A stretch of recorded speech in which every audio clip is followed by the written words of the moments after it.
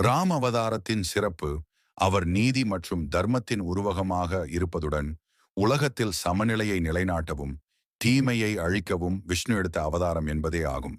மேலும் ஒவ்வொரு மனிதனுக்கும் நீதியையும் உயர்ந்த குறிக்கோள்களையும் கற்றுக் கொடுப்பதற்காக அவர் மனித வடிவம் எடுத்தார்.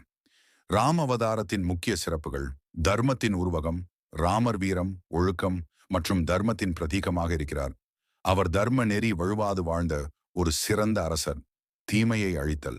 மனிதர்களுக்கும் தேவர்களுக்கும் துன்பத்தை விளைவித்த ராவணனை அழிப்பதற்காகவே ராமர் அவதாரம் எடுத்தார். மனிதர்களுக்கு நீதி கற்பித்தல். இந்த அவதாரத்தின் மூலம் ஒவ்வொரு சாதாரண மனிதனும் சில நீதிகளையும் உயர்ந்த குறிக்கோள்களையும் பின்பற்றி வாழ வேண்டும் என்பதை ராமர் உலகிற்கு உணர்த்தினார். விஷ்ணுவின் 7வது அவதாரம். இந்த அவதாரம் பிரபஞ்சத்தில் சமநிலையை நிலைநிறுத்த விஷ்ணு எடுத்த அவதாரங்களில் 7வது மற்றும் மிகவும் பிரபலமான அவதாரமாகும். சரியான உதாரணம்: ராம அவதாரம் மனித வாழ்க்கைக்கான ஒரு சிறந்த உதாரணத்தை நமக்கு அளிக்கிறது. ஒரு மனிதன் தனது வாழ்க்கையில் எப்படி நடந்து கொள்ள வேண்டும் என்பதற்கு ராமர் ஒரு எடுத்துக்காட்டு.